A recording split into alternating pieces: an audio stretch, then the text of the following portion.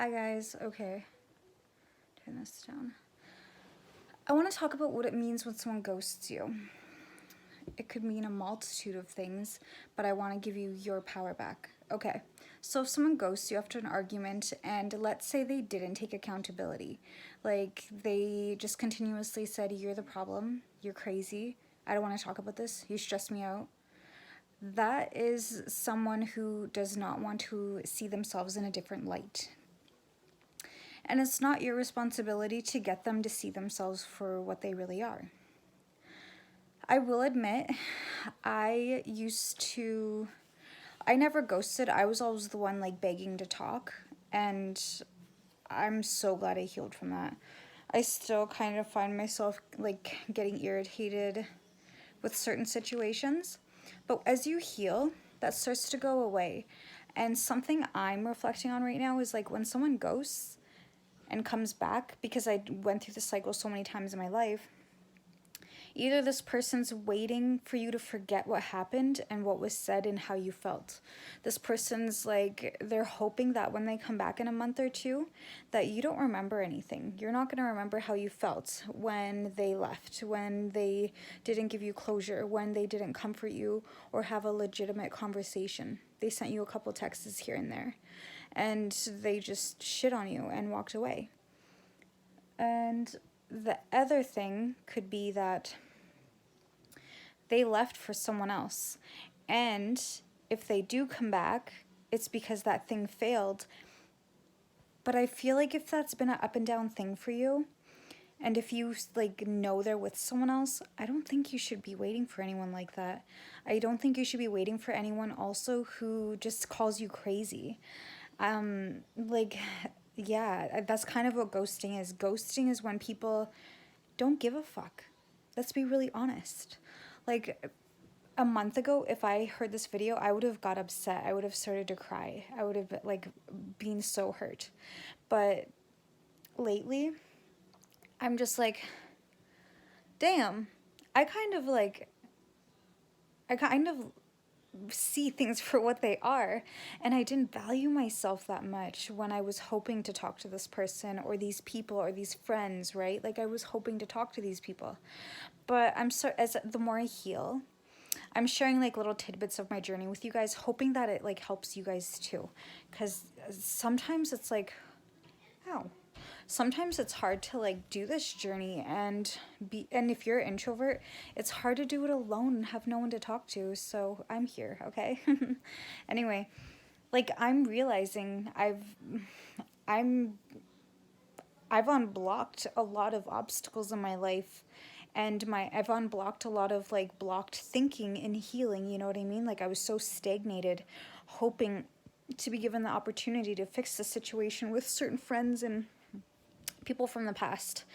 But you know what? This person is probably in their head about your situation, talking shit or getting validation from other people that you're crazy and that they have every reason to not talk to you and ignore you. Especially if you guys have like a really serious situation between you two, like say they just left a family. Why are you waiting for that person to come back and talk to you? Let's be really honest. They ghosted. That's literally God handing you a silver platter. Like, hey, you didn't move in with this person. They're not just gonna leave you with all the bills. Here you go. This is the golden ticket, you know what I mean? That's the thing about these people. If you ever get deep enough, serious enough, they will just leave you with the bills. They don't give a fuck. Like, that's what someone with ghosting tendencies does. They have no regard for anyone else. And if they're leaving like this, I just want to say they're probably leaving for someone else, especially if they have like really toxic behavior. You know, if they have a big ego, they're probably leaving for someone else, or someone's in their ear and they're easily manipulated, and then they're gaslighting you to make you feel like you're the problem, right? It could be like a mother, it could be a toxic sister, or just like, I don't like calling people toxic, but at the same time, when they're unhealed and they're in a circle together and they're like squawking about someone and encouraging the said person to leave these responsibilities behind, I feel like it's a little justified. yeah, I don't know. I just feel like someone needs to hear this stuff because I don't know. I don't like posting on Instagram too much. Like I post on my story quite a bit, and yeah. Um, it took me a long time to get to this phase though. I've had like 15 years of bad relationships because I've had no self-value, and I just let people kind of step on me. I let people tell me I'm the problem. When there's two people, it takes the tango. Like, not one person in the situation is wrong. Who knows if you were overly codependent or, like, emotionally unavailable and you didn't know and you didn't understand. There's lessons for everything. Not everyone's to elevate together. And especially if someone's ghosting, like, that's such a red flag. That is such a red flag. It's hard to heal that part of codependency where it doesn't see it as a red flag, where we think they're just taking time to heal. But let's be really honest with ourselves. This person doesn't give a flying fuck. They don't. Like, if you were messaging, or if they knew you had a situation you were struggling with when they left, like a family, they don't give a fuck. That's what ghosting is. They have no regard for you. There's something out there that they wanted more. We need to talk about this. We need to talk about ghosting in a real, like, manner. People who ghost don't care about anyone but themselves and what they want. I know. Like, even me saying it, I'm like, oh my God, Paige, that's rude. But this is gonna help you, like, I don't know, maybe this will reach someone who really needed to hear it. If they come back, it's just gonna be deeper, like, attachment. You're gonna be a little more scared that they're gonna leave, and in some form or way, this situation is gonna manifest where they ghost again. And it's gonna happen so many times where they're eventually just gonna leave forever, and they're never gonna talk to you again, and they're gonna do it to someone else. You're just like an energy supply. When you stop reaching out to them is when they come back, because they think you forgot about the situation. They think that you're going to totally be a different person. You're going to be fixed, right? That's what someone told me. They literally said, you need to fix your problems without me. Your pain is not my problem. If you wanted to be with me, you would fix this. And it was like, if you're in a relationship with someone, I don't think you should be talking to someone like that, especially if they have, like, similar wounds to you. Like, this person, we both carried the same childhood wound, and we both had the same, like, energy, but he was avoidant, and I was codependent. Like, I was attached, or anxious attachment. He was avoidant attachment, I was anxious. And I was the type, like, to message and talk to, and these types usually attract each other because of the polar opposites. We manifest what we're scared of. Okay, we're scared of someone leaving us, and that's what we think about, and we end up pushing them out the door, and then they're scared of losing themselves, I guess. They're scared of being close because they have an abandonment wound, and they have an avoidant attachment, so they end up ghosting. Like, does it make sense, like, avoidant attachment and anxious attachment, how they manifest each other and how they push each other out the door? Like, we manifest what we're scared of so we can heal it. And I just want to say, guys, if you're with me on the same timeline, we healed it. I am so happy. Like, anyone who's ghosted me in the past, I'll be really honest, I hate saying this, but I'm not very happy towards them.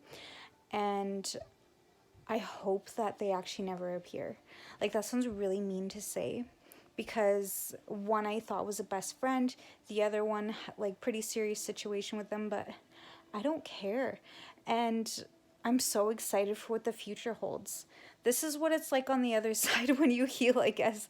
I always wondered, like, how do girls or guys just are okay when someone disappears and they just go on with their life? Because for me, I wanted answers, especially with, like, my invisible disability. I have, like, autism, ADD, and, like, dyslexia. I have all this stuff. Who knows, maybe with my healing it'll go away, but I, like, need answers. I don't understand. Like, I have a very like, compromised thinking process, so as I heal, I guess it's helping. Yeah. And the thing is, these people usually do return down the road. Down the road. Unless they find a partner who can absolutely put up with the manipulation, with the lies, with the cheating, and is oblivious. I've seen my ex-partners all find girls with a weaker mentality than normal, like compromised, like actually have issues staying out of the psych ward. I hate saying that because, God, I love these people and I really want them to get better and I want to help them, but yeah. And it's not saying like that's an issue at all. I've went to go admit myself because I was super sad and stuff. But after so many times of dealing with that person, I walked away. It's like each level of relationship, I've been able to heal something. And some wounds are so deep that these people will stay together forever until their 50s. That's how deep the childhood wound goes. And it might be that they're like reincarnated spirits with a lot of injuries in their past lives. Who knows? But essentially, those are just like really stable trauma bonds. Like really stable trauma bonds. And I'm 30 and it took me like, 15 years of dating and relationships to finally get rid of this like anxious attachment. I still kind of like, it pops in my head that I want to talk to certain people. But then the last couple days, it's been like, I don't care. Like, I know, I just keep telling myself, if they come back, I feel like they're just going to do the same thing, and I'm going to hate them. And there is legitimately going to be no possibility of a conversation if there was ever to be one. And I know that little part of me that wants the conversation is the anxious attachment, the autism that wants answers. Like, I'm so curious. I don't understand. I want to understand. And it's because I had neglected emotions as a child. And it's not that my family outwardly like neglected everything. It's just I never got answers. And I could feel things around me and in people. So it was always like, how come your actions are different than your words? That doesn't make any sense to me. How come the energy is different than the actions? So when they pop in my head, it's kind of like, you know what? Even if they are thinking about me, they're not talking to me. They don't care. They would be here if they cared. And that's saying it in the most gentle way possible to self. It's not saying I'm talking shit to myself and I'm lowering myself. It's saying, it's probably God holding them back, or Allah, or Creator, grandfathers, spirit, universe, holding them back, not letting them have the courage to message because there's still healing that needs to be involved, and we're meant for something else. That's the other part I want to go to. By the time you heal this, you're going to manifest, because you're growing self-love on the inside, you're legitimately going to manifest someone who would never do that to you. Like, lately, I've been meeting people who are just, like, utterly dedicated, and it's so weird to me that their amount of interest is almost like, no, no, I'm good. Like, it freaks me out. I've never had someone only interested in me. Like, never. And that's the part I have to heal. I know that's my next project. I'm so transparent with you guys because I want you guys to understand your feelings and not take 6 months to figure it out with a trauma bond. Like, when you start to give a shit about yourself, when you stop worrying about the person who ghosts you or the person who comes back and forth between people or situations or doesn't value you, you're going to start loving yourself. You're going to notice a difference in your energy, your mind. It's going to be clear. You're going to be more chill. And all of a sudden, people are just going to love your energy. But use your discernment, because sometimes you'll attract people who want what you embody. And I think by this point, you'll probably be pretty self-aware. Even now, you're probably pretty good at reading people. But those love bombers, when you have some kind of childhood wound, it's like, oh my God, what the fuck is wrong with me? I fell for someone who never ever bought me a gift, but told me they loved me 6 times a day. That's like, I think back, and you guys don't have to feel the same way, but I think back and I'm just a little embarrassed. Like, he was with me for my birthday, nothing.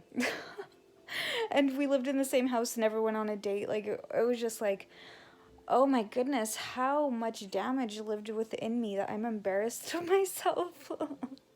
But, you know, seeing these new energies come in where they're actually interested, and I'm able to see, like, I'm kind of valuable, I guess. I've never had that before. I've never had anyone just solely interested in me and pursue me in that way, right? I don't know. I feel like if I do little chats about childhood wounds, this might help people. This is me discussing my anxious attachment and how it attracts gaslighters, avoidant attachment, personalities, and how I handle ghosting.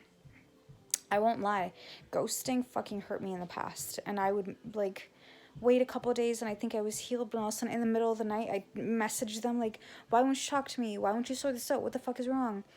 They would wait a month and then they would message hoping I'd forget.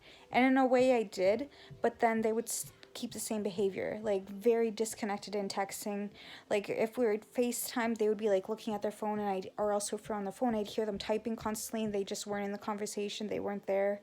It's like, you know, I could be like healing and not doing this.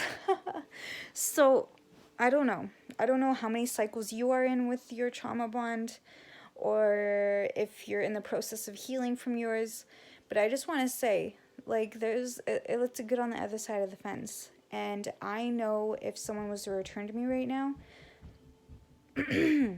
I probably would not take them back. As much as I wanted them in the past, as much as I like wished things worked out, the past is just repulsive now. Like, I don't want to offend anyone if he sees this either, but it's just repulsive now. I can't believe I disrespected myself in that way, and I'm really excited for you guys to get there too. I love you guys so much, and I hope this video helped someone, and I hope I planted at least a little bit of a seed, and I hope you have a good sleep tonight, and I hope you have a really good hump day tomorrow.